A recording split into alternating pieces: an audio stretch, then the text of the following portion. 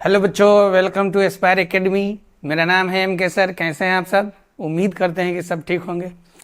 आज का जो हमारा लेक्चर है वो क्वांटिटेटिव एनालिसिस ऑफ इलेक्ट्रोलाइसिस का होगा, जिसमें हम लोग पढ़ेंगे फैराडे फर्स्ट लॉ और सेकंड लॉ। ठीक है, हम लोग क्लास 11th में इक्विवेलेंट वेट का चर्चा किए थे, तो उसका भी हम लोग आज इस्तेमाल करेंगे। थोड़ा सा उसका हम रिवाइज आपको करवा देंगे। तो दो महत्वपूर्ण टॉपिक है इसमें, एक Faraday first law of electrolysis और दूसरा सेकंड लॉ ऑफ इलेक्ट्रोलाइसिस। ठीक है ना?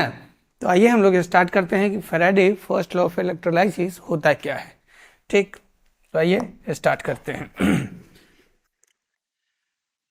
देखो, Faraday first law of electrolysis का जो डेफिनेशन है वो यह बताता है कि किसी भी इलेक्ट्रोड पर जितना ज़्यादा अमाउंट हम डिपॉजिट करेंगे उसके डायरेक्टली प्रोपोर्शनल होगा the amount of substance deposited on a particular electrode. किसी भी इलेक्ट्रोड पर जब हम अमाउंट डिपॉजिट करेंगे तो वो डायरेक्टली प्रोपोर्शनल होगा चार्ज का। तो समझ गए? फर्स्ट लॉ क्या होता है?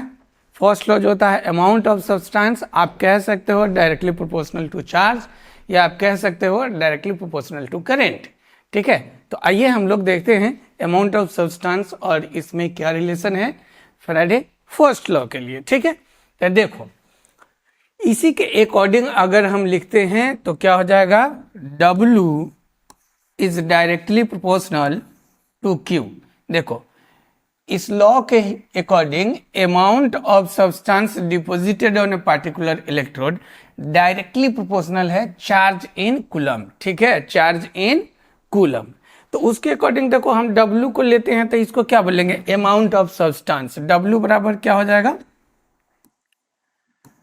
Here W is equal to हो जाएगा amount of substance, amount of substance, और Q इज इक्वल टू होगा चार्ज। ठीक है, ध्यान रखना चार्ज हमेशा होना चाहिए चार्ज इन कूलम, चार्ज हमेशा कूलम में होना चाहिए। तो W क्या है, अमाउंट ऑफ सब्सटेंस, वो डायरेक्टली प्रोपोर्शनल चार्ज का। मतलब जितना ज़्यादा हम किसी भी सेल के प्रिपरेशन में जितना अमाउंट हम लोग डिपॉजिट करेंगे उतना हमको करंट मिलेगा। ठीक है, और चार्ज के लिए अब यहाँ से देखो एक काम करो कि Q बराबर क्या हो जाएगा, Q बराबर हम लोग जानते हैं I इंटू टी होता है। ठीक है, तो यहाँ क्या है, I जो है वह करेंट है, I क्या है, करेंट है, I is equal to current. ठीक है ना, करंट हमेशा याद रखना, यहाँ जो हम लोग यूज करेंगे वो होगा एम्पियर में। ठीक है ना, किस में होगा, एम्पियर में। और टी जो है वो टाइम है, तो टी हमारा क्या है, टाइम है। अब देखो हम यहाँ पर इसी क्यू के बदले में आई टी लिख सकते हैं ना, product of charge into product, charge is equal to product of I into t. I जहाँ पर करंट है और टी क्या है, टाइम है।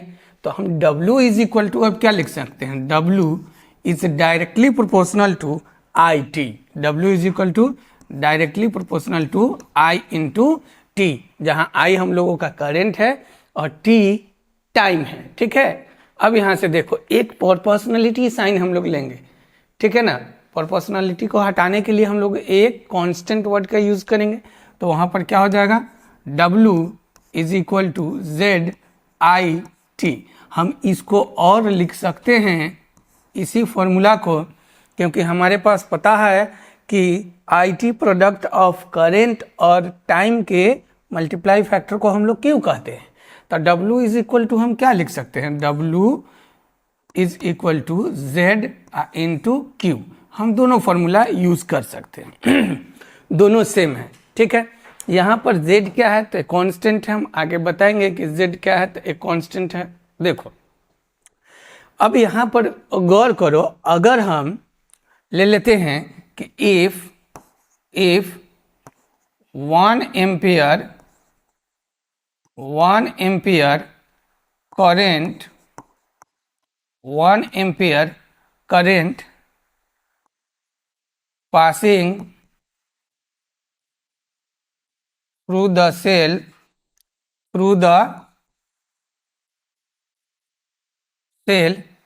in 1 second, 1 second। देन अगर हम ऐसा कंडीशंस बनाते हैं कि 1 एम्पियर का करंट 1 सेकेंड में किसी भी सेल से अगर पास कर रहा है, तो उस कंडीशंस में ध्यान से देखो हम क्या लिख सकते हैं। हमारे पास फॉर्मूला है Q is equal to I T, तो I भी 1 और इनटू टाइम भी कितना है 1, तो Q का वैल्यू कितना हो गया 1। अब गौर से देखो, जब यह Q का वैल्यू 1 को अगर हम यहाँ पुट करते हैं तो W जो होगा वो किसके बराबर हो जाएगा, Z के बराबर हो जाएगा। It means W is equal to Z, ठीक है ना। तो याद रखना here Z is a constant, ठीक है, और इसको हम लोग कहते हैं इक्विवेलेंट कांस्टेंट ऑफ पर मोल ऑफ इलेक्ट्रॉन, ठीक है ना। Here Z is constant,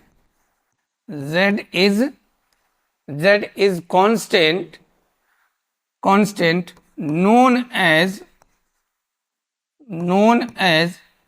equivalent constant, equivalent constant of पर मोल ऑफ इलेक्ट्रॉन, पर मोल ऑफ इलेक्ट्रॉन। याद रखना कि Z एक कांस्टेंट है जिसको हम लोग कहते हैं इक्विवेलेंट कांस्टेंट पर मोल ऑफ इलेक्ट्रॉन। यहाँ सवाल एक CBSE और ICSE बोर्ड में एक सवाल पूछता है कि इक्विवेलेंट कांस्टेंट को हम लोग कब कहेंगे कि अमाउंट ऑफ सब्सटेंस है, ठीक है। तो यहाँ पर याद रखना, जब 1 एम्पियर का करेंट 1 सेकेंड के लिए पास करेगा तो उस कंडीशंस में हम लोग कहते हैं कि equivalent constant is also called amount of substance, ठीक है ना। तो आइए हम लोग देखते हैं कि इस कंडीशंस को क्या होगा।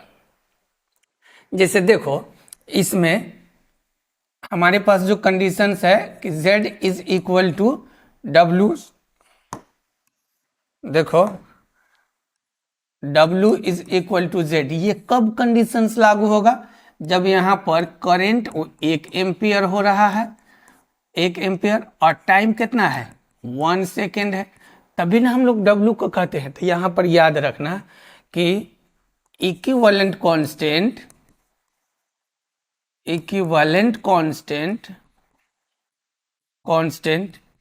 Is also called amount of substance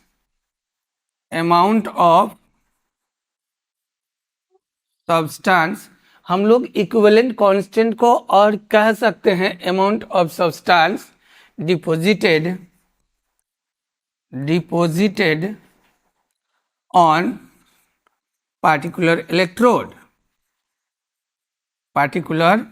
electrode when 1 ampere current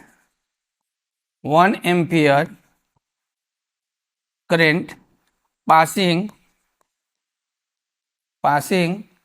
in 1 second, जब 1 एम्पियर करेंट पास करेगा 1 सेकेंड में, तो उस कंडीशंस में हम कह सकते हैं कि Z जो है वो W के बराबर है, मतलब इक्विवेलेंट कांस्टेंट वह अमाउंट ऑफ सब्सटेंस के बराबर होगा, ठीक है। अब देखो, अब अगर हम Z को फाइंड आउट कर लेते हैं तो वहां से हमारे पास फैराडे फर्स्ट लॉ का इक्वेशन आ जाएगा। देखो, तो Z इक्विवेलेंट कांस्टेंट है, तो Z बराबर होता है इक्विवेलेंट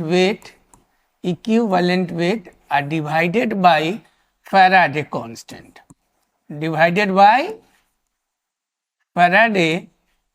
कांस्टेंट, ठीक है ना। अब देखो, इक्विवेलेंट वेट को हम लोग रिप्रेजेंट करेंगे E से, और फैराडे कांस्टेंट हम लोग जानते हैं कि F होता है, और F बराबर होता है 96,500 coulomb per mole of electron.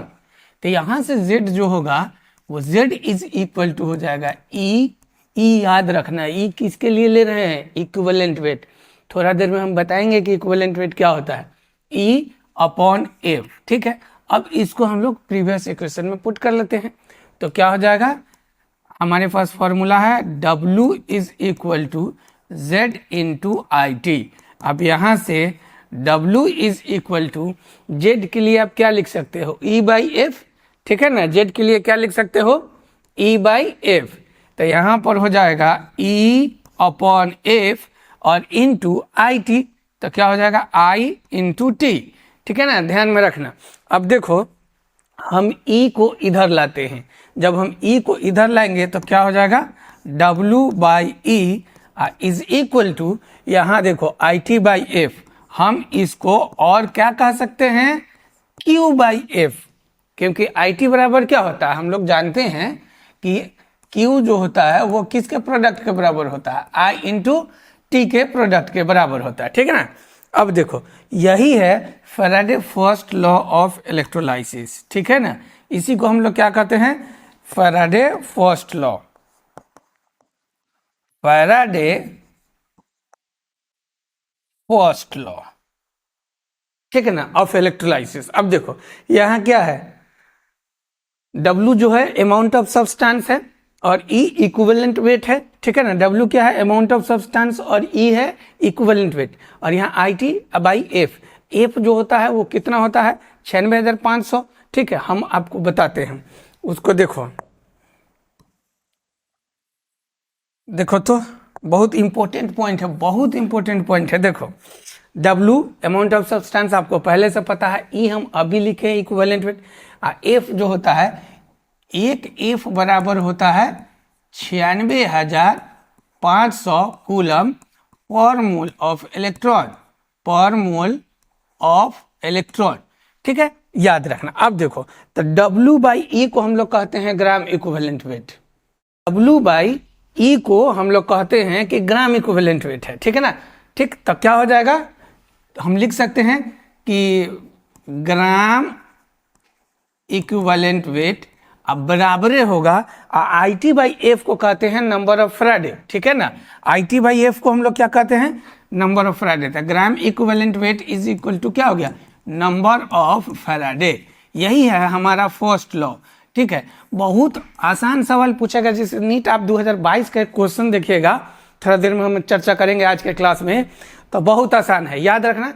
Weight by equivalent wait को हम लोग कहते हैं ग्राम इक्विवेलेंट वेट। अभी हम लोग थोड़ा सा समझेंगे equivalent weight. Faraday first law की बात करेंगे तो आप कम से कम इसमें याद रखना कि amount of substance directly proportional होता है करेंट का, ठीक। और दूसरा W by E is equal to I T by F, यहाँ Z क्या है, तो इक्विवेलेंट कांस्टेंट है, और E बाई एफ को कहते हैं, एफ हमारा फैराडे कांस्टेंट है, तो फैराडे का वैल्यू जानते हैं हम लोग 96,500 होता है, ठीक है। तो ये हमारा फर्स्ट लॉ है, आप इसको भी बोल सकते हैं फैराडे फर्स्ट लॉ, या आप इसको बोल सकते हैं, दोनों सेम वर्ड है, Faraday first law, Faraday first law, समझ गए।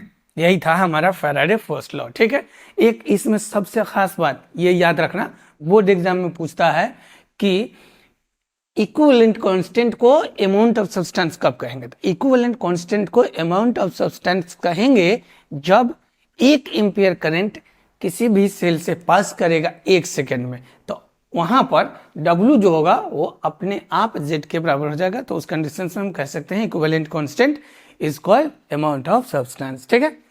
तो ये था हमारा फैराडे फर्स्ट लॉ, ठीक है। यहाँ पर जो हम लोग यूज किए हैं कि इक्विवेलेंट वेट कैसे फाइंड आउट करेंगे, ग्राम इक्विवेलेंट वेट कैसे फाइंड आउट करेंगे, उस पर हम अब चर्चा करते हैं कि फर्स्ट लॉ और सेकंड लॉ दोनों हम लोगों के लिए आसान हो जाए, ठीक है। तो चलो देखते हैं क्या होता है कि इक्विवेलेंट वेट। ये क्लास 11th के some basic concept of chemistry में हम लोगों को पढ़ना था, पढ़े भी होंगे, ठीक। अगर नहीं पढ़े हैं तो आइए हम लोग देख लेते हैं इसको, एक सिंपल शॉर्टकट जिससे हम इक्विवेलेंट वेट फाइंड आउट करना सीख ले और ग्राम इक्विवेलेंट वेट फाइंड आउट करना सीख ले।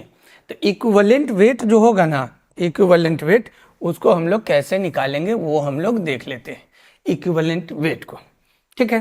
तो इक्विवेलेंट वेट कहता है कि distribution of atomic mass with respect to their valencies of electron, जिसका जितना वैलेंसी है उसके अकॉर्डिंग मास नंबर का डिस्ट्रीब्यूशन को हम लोग इक्विवेलेंट वेट कहते हैं। तो सिंपल समझो यहाँ पर कि इक्विवेलेंट वेट क्या हो जाएगा।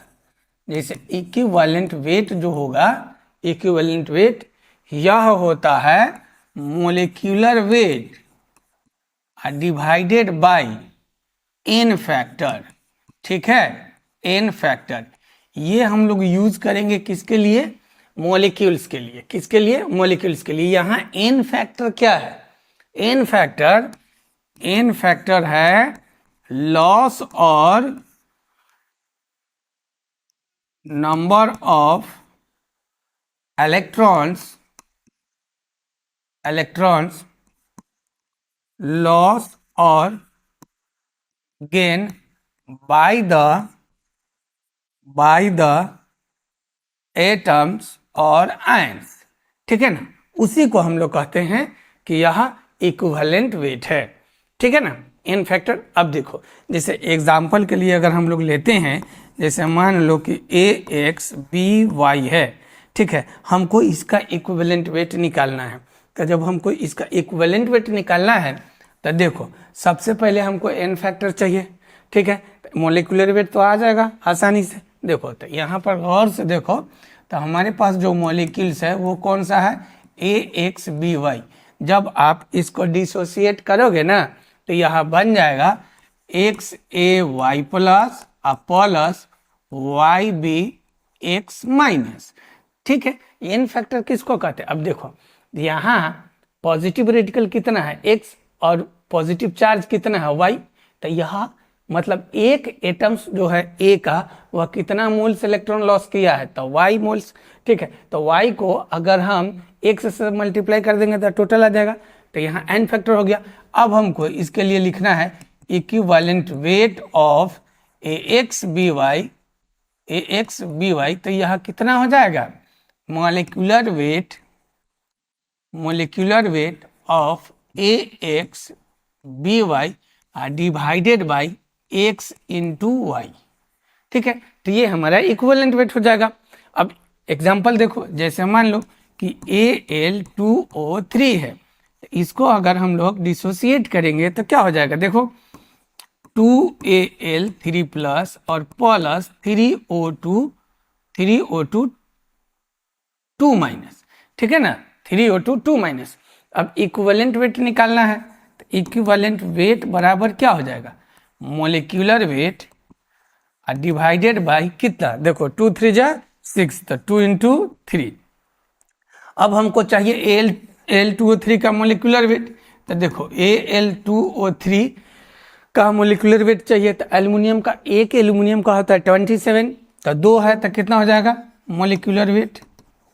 देखो तो 27 इंटू 2 प्लस 16 इंटू 3, तो यहाँ से देखो कितना हो जाएगा 54 प्लस 48, इस सबको ऐड कर लेंगे तो 102 आ जाएगा, ठीक है ना, 102 आ जाएगा। अब यहाँ से देखो तो ये हो गया 102 डिवाइडेड बाई 6, इससे इसको कैंसिल कर देंगे तो 17 आ जाएगा। इसी को हम लोग कहते हैं इक्विवेलेंट वेट। अगर किसी एटम्स का बात करेगा, पर्टिकुलर एटम्स का, तो वहाँ पर जो हम लोग कंडीशन से अप्लाई करेंगे वो हो जाएगा कि एटॉमिक वेट बाई वैलेंसी, ठीक है। तो इसको नोट कर लो, ये बहुत इंपॉर्टेंट पॉइंट है, ठीक। अब देखो नेक्स्ट जो हमारा कह रहा है, जैसे अगर हमको एलिमेंट के लिए निकालना होगा, एलिमेंट के लिए, ठीक है ना, एलिमेंट के लिए अगर हमको निकालना होगा, एलिमेंट के लिए अगर हम लोगों को निकालना होगा तो याद रखना इक्विवेलेंट वेट जो होगा वो हो जाता है atomic weight divided bye valency, ठीक है ना। एटॉमिक वेट को जब हम लोग वैलेंसी से डिवाइड कर देंगे तो आ जाएगा इक्विवेलेंट वेट। अब यहाँ से गौर से देखो और समझने की कोशिश करो। जैसे मान लो कि एल्युमिनियम है, तो एल्युमिनियम का मास नंबर 27 और एटॉमिक नंबर कितना 13, तो इसका वैलेंसी जो होगा वो कितना हो जाएगा? इसका वैलेंसी हो जाएगा 3। देखो 2 8 3 सेल कॉन्फ़िगरेशन ये ना होता है, 2 8 18, तो 2 8 और 3, तो वैलेंसी हो गया 3। तो अब इसका इक्विवेलेंट वेट अगर हमको निकालना है तो क्या हो जाएगा बताओ, एटॉमिक वेट बाई 3, और एटॉमिक वेट कितना है 27, तो 27/3, इससे यह कैंसिल हो जाएगा तो 9 आ जाएगा। तो ये हमारा इक्विवेलेंट वेट है। अब देखो, जब इक्विवेलेंट वेट को अगर हम लोग ग्राम में कंसीडर करेंगे तो उसी को हम लोग कहते हैं कि ग्राम इक्विवेलेंट वेट है, याद रखना, ठीक है ना। ग्राम इक्विवेलेंट वेट के लिए क्या लिख सकते हो, ग्राम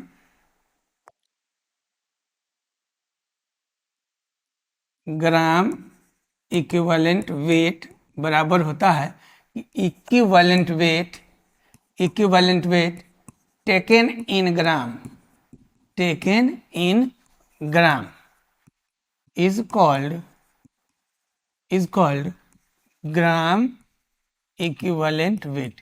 जब इक्विवेलेंट वेट को हम लोग ग्राम में कंसीडर करेंगे तो उसी को हम लोग कहते हैं ग्राम इक्विवेलेंट वेट। और देखो अब यहाँ पर ग्राम इक्विवेलेंट वेट बराबर होता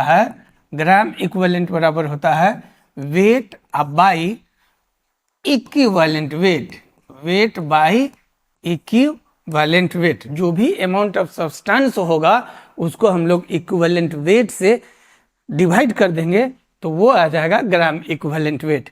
आपको Faraday first law of electrolysis में हम आपको बताए हैं क्या होता है कि ग्राम इक्विवेलेंट वेट वो नंबर ऑफ फैराडे के बराबर होता है। अगर आपको ग्राम इक्विवेलेंट वेट नहीं निकालने आएगा तो आप फैराडे फर्स्ट लॉ का एप्लीकेशन नहीं समझ पाए।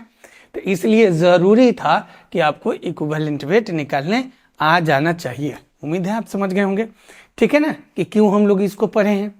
अब आइए कुछ हम लोग एग्जाम्पल्स लेते हैं, नीट और जेई में पूछा हुआ है, 2-3 एग्जाम्पल्स लेते हैं। ठीक, जैसे हमारा पहला प्रॉब्लम है कि the number of Faraday required to produce 20 gram of the calcium from molten CaCl2 atomic mass of calcium is equal to 40 is. मतलब यहाँ पर कह रहा है कि number of Faraday find out कीजिए जिसके लिए 20 ग्राम कैल्शियम। एक बात याद रखना, जो भी सब्सटेंस इलेक्ट्रोड पर डिपॉजिट होगा हम उसी का इक्विवेलेंट वेट पर कंसीडर करेंगे। जैसे यहाँ पर क्वेश्चंस में दे रहा है कि कितना ग्राम है कैल्शियम है, कितना ग्राम है 20 ग्राम कैल्शियम है, तो हम लोगों को क्लोरीन से यहाँ पर कोई मतलब नहीं है। किससे, तो मोल्टेन CaCl2 से। प्रीवियस लेक्चर में हम इसी पर चर्चा किए थे कि मोल्टेन वर्ड का मतलब क्या होता है। मोल्टेन वर्ड मतलब फ्री स्टेट होता है। तो अब इस सवाल में हमसे पूछ रहा है कि नंबर ऑफ फैराडे कितना होगा।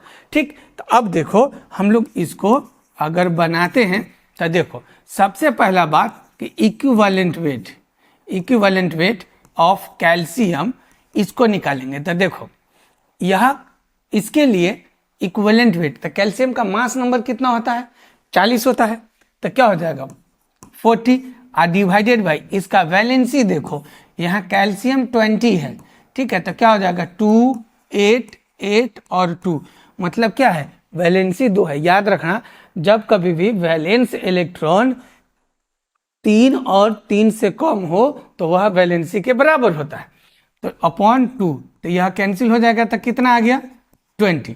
तो अब देखो इक्विवेलेंट वेट मिल गया, ई का वैल्यू और डब्ल्यू गिवन है, तो हमको फैराडे लॉ आसानी से अप्लाई कर लेंगे। देखो from first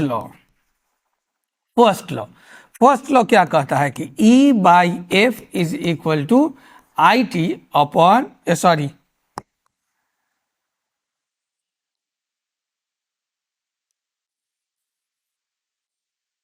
W by E is equal to I T upon F, इसी को ना हम लोग कहते हैं।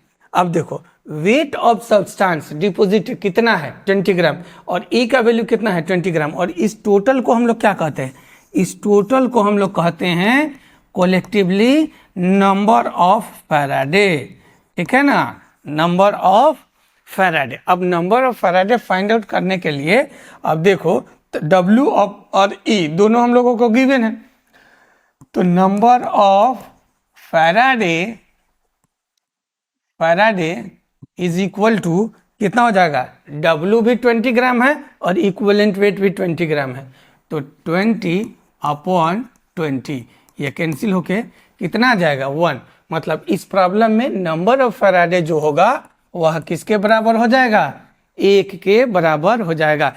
तो हम लोगों को यहाँ पर यूज करना था ना, सबसे पहला जो इम्पोर्टेंट काम था कि इक्विवेलेंट वेट कैसे निकालेंगे।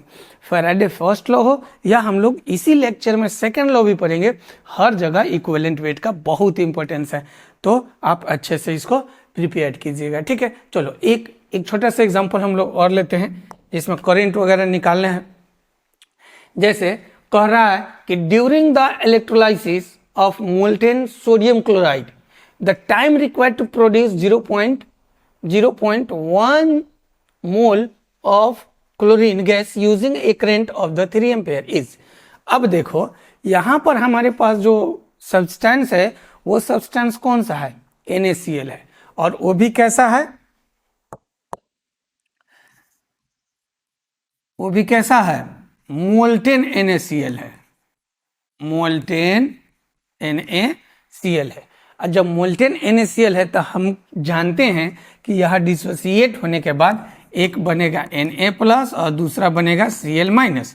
तो इलेक्ट्रोलाइटिक सेल में Na+ कहाँ जाएगा, एट कैथोड, ठीक है, एट कैथोड। अब कैथोड के लिए तुम अगर लिखना चाहते हो तो कैथोड पर तो रिडक्शन होता है ना, कैथोड पर कैसा होता है, रिडक्शन। तो इसके लिए अगर हम लोग हाफ सेल लिखना चाहें, इसके लिए अगर हम लोग हाफ सेल लिखना चाहें तो क्या हो जाएगा, हाफ सेल रिएक्शन। तो कैथोड पर याद रखना हमेशा कैसा होता है, रिडक्शन, ठीक है ना, कैसा होता है, रिडक्शन। अब देखो तो रिडक्शन में गेन ऑफ इलेक्ट्रॉन, तो 2 moles of Na+ 2 electron contain करेगा तो कितना बन जाएगा, 2 मोल्स ऑफ Na। और दूसरा देखो Cl है, Cl- है, कहाँ जाएगा, एनोड पर। जैसे ये Cl जो माइनस है ये कहाँ जाएगा, एट एनोड। तो इसके लिए जब हम हाफ सेल रिएक्शन लिखेंगे तो क्या हो जाएगा, 2Cl- कन्वर्ट हो जाएगा Cl2 और प्लस किसके लिए, 2 इलेक्ट्रॉन। मतलब जो हमारे पास जो गैस डिपॉजिट हुआ वो क्लोरीन गैस है, ठीक है ना, वो कौन सा गैस है, क्लोरीन गैस है। तो अब हम लोग यहाँ पर अमाउंट ऑफ सब्सटेंस इसी कर लेंगे, और अमाउंट ऑफ सब्सटेंस के लिए आपको क्वेश्चंस में गिवन है, क्या क्वेश्चंस में क्या गिवन है कि मोल दिया हुआ है, और जब मोल दिया हुआ तो वेट आप निकाल सकते हो ना। देखो जब मोल दिया हुआ है तो मोल बराबर होता है वेट अपॉन मोलिक्यूलर वेट, ठीक है ना। तो अब देखो क्लोरीन का मोलिकुलर वेट कितना हो जाएगा, 71, और मोल्स कितना दिया हुआ था, 0.10। इसका मतलब यह है कि वेट इज इक्वल टू हो जाएगा 0.1, क्रॉस मल्टीप्लाई कर लोगे 0.10 इंटू 71, ठीक। हमको चाहिए इक्विवेलेंट वेट, तो कौन सा सब्सटेंस के लेंगे, क्लोरीन का लेंगे। तो इक्विवेलेंट वेट जो होगा, इक्विवेलेंट वेट ऑफ Cl यह कितना हो जाएगा, 35.5 अपॉन कितना, क्लोरीन का वैलेंसी कितना होता है। देखो जैसे क्लोरीन का एटॉमिक नंबर होता है 17, तो क्या हो जाएगा, 17 के लिए 2, 8 और 7, यहाँ वैलेंस इलेक्ट्रॉन कितना है, 7 है। तो आपको पता है कि जब वैलेंस इलेक्ट्रॉन 4 से ज़्यादा रहेगा तो वैलेंसी जो होता है वो 8 - वैलेंस इलेक्ट्रॉन के बराबर होता है। तो इक्विवेलेंट वेट 35.5/1, इसका मतलब कितना हो गया, 35.5। अब अप्लाई करो Faraday first law, from Faraday first law. अब फैराडे फर्स्ट लॉ के अकॉर्डिंग हमारे पास जो फॉर्मूला होता है वो फॉर्मूला है W upon E, W upon E मतलब equivalent weight is equal to, देखो E is equal to IT by F। यहाँ से हमको T निकालना है, तो जब T निकालना है तो देखो ये इधर जाएगा तो मल्टीप्लाई में, I इधर आएगा तो किसमें आ जाएगा, डिवाइड में। तो हमको T बराबर हम लिख सकते हैं, गौर से देखो, W into f, W into f divided by E into I, e into I. यहाँ से देखो अमाउंट ऑफ सब्सटेंस हम लोग निकाले, कितना आया 0.10 into 71, 0.1 into 71 into Faraday constant कितना, तो 96,500 डिवाइडेड बाई इक्विवेलेंट वेट, तो इक्विवेलेंट वेट 35.5 है, 35.5 इंटू, अब देखो यहाँ पर आई कितना एम्पेयर दिया हुआ है, तो आई 3 एम्पेयर दिया हुआ है, तो कितना हो जाएगा 3। ठीक है, अब देखो क्या करोगे, इसको सॉल्व करने के लिए इससे यह कैंसिल हो जाएगा।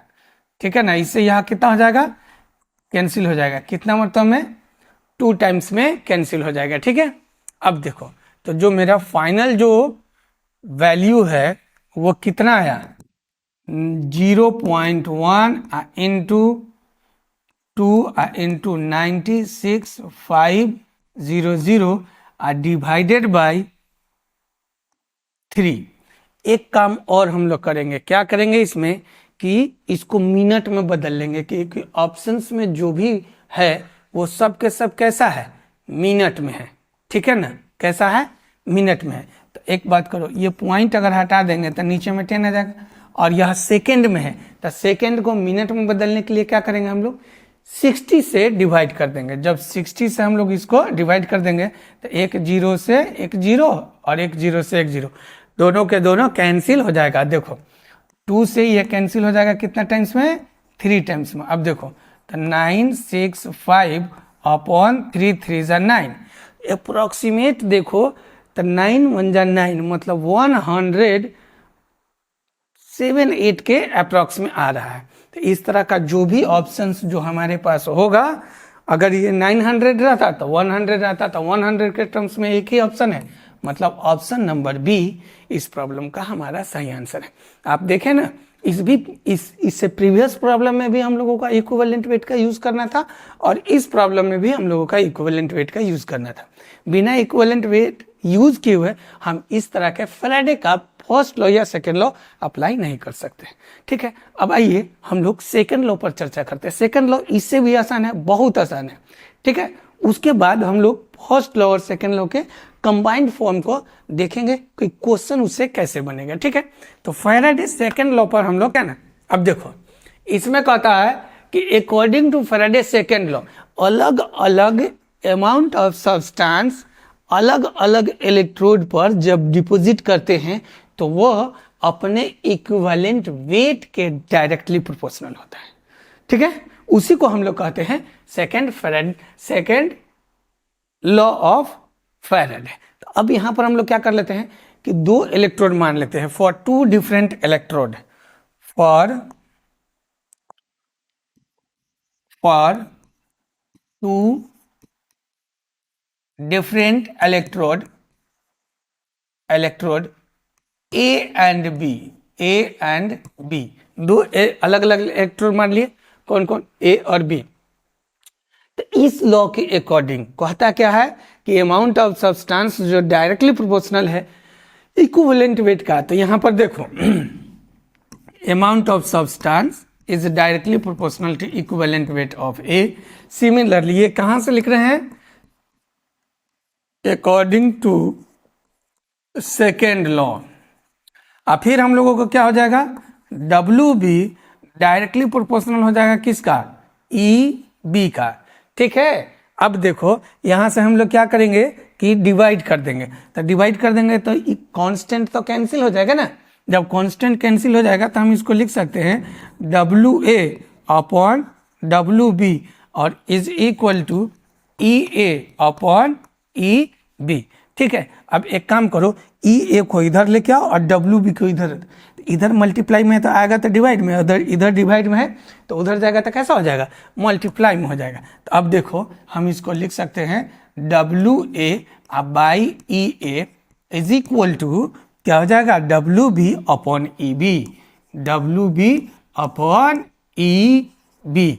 ठीक है ना, अब देखो तो थोड़ा देर पहले हम लोग बताए हैं कि वेट बाई इक्विवेलेंट वेट को क्या कहते हैं, ग्राम इक्विवेलेंट वेट। तो हम लिख सकते हैं gram equivalent weight of a must be equal to gram equivalent weight of b. यही हमारा कहलाएगा कि सेकेंड लॉ ऑफ इलेक्ट्रोलाइसिस है। Second law, Faraday second law लिख लो, Faraday second law of electrolysis. Second law of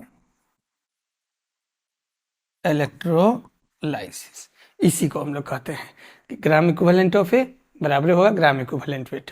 देखो अब यहाँ पर हम जो शब्द है उसको लिख देते हैं। डब्ल्यू ए कहलाएगा वेट ऑफ ए या amount of A. W B कहलाएगा वेट ऑफ बी। और ई ए को हम लोग कहेंगे कि इक्विवेलेंट वेट ऑफ ए। और सिमिलरली ई बी को हम लोग कहेंगे कि इक्विवेलेंट वेट ऑफ बी। यहाँ पर याद रखना, फैराडे फर्स्ट लॉ में चार्ज के डायरेक्टली प्रोपोर्शनल बताए थे और फैराडे सेकेंड लॉ में हम बोल रहे हैं कि इक्विवेलेंट वेट के डायरेक्टली प्रोपोर्शनल होगा। अलग अलग सब्सटेंस पर जब अलग अलग अमाउंट डिपॉजिट करेंगे तो अपने अपने इलेक्ट्रोड के लिए खुद का अमाउंट जो होगा वो उसी का इक्विवेलेंट वेट का डायरेक्टली प्रोपोर्शनल होगा। ये बहुत सिंपल लॉ था, सेकेंड लॉ। ठीक है, आई होप कि तुम दोनों लॉ को तुम अच्छे से समझ चुके हो। अब ये दोनों लॉ का अगर हम कंबाइन करके एक प्रॉब्लम बनाते हैं, बहुत इंटरेस्टेड और मज़ेदार प्रॉब्लम होगा। आइए तो हम लोग देखते हैं। ठीक है, देखो सवाल कह रहा है, इस प्रॉब्लम में क्या कह रहा है कि an electrolysis experiment a current was pass for the 5 our.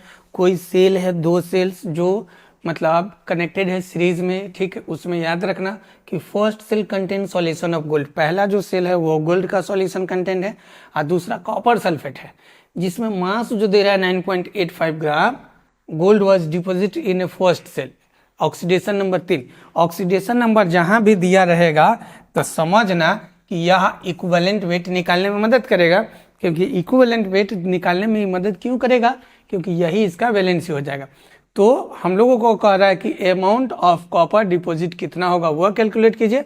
और दूसरा magnitude of current in ampere using the atomic weight of the gold and copper are इतना। ठीक है, तो आइए हम सॉल्व करते हैं कि कैसे इसको हम लोग आसानी से बना लें। पहला बात हम लोग क्या करेंगे कि पहले सेकेंड लॉ का इस्तेमाल करेंगे। From second law of electrolysis या Faraday second law. Second law में क्या हो जाएगा कि वेट ऑफ कॉपर, वेट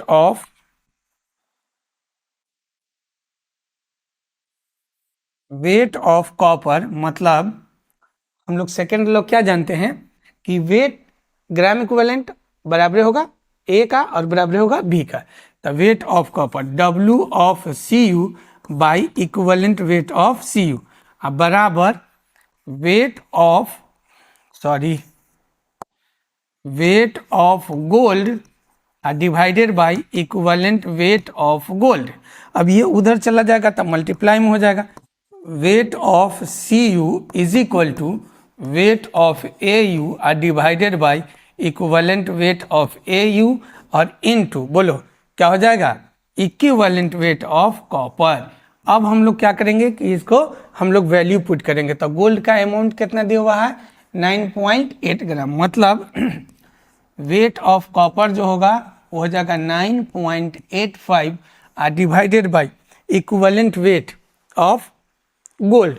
तो इक्विवेलेंट वेट के लिए हम लोग क्या करेंगे, इसका मास नंबर दिया हुआ 197 और इक्विवेलेंट वेट है 3, तो कितना हो जाएगा 197/3 और मल्टीप्लाइड बाई कॉपर का। तो कॉपर का मास है 63.5, तो क्या हो जाएगा 63.5 और उसका वैलेंसी होता है 2।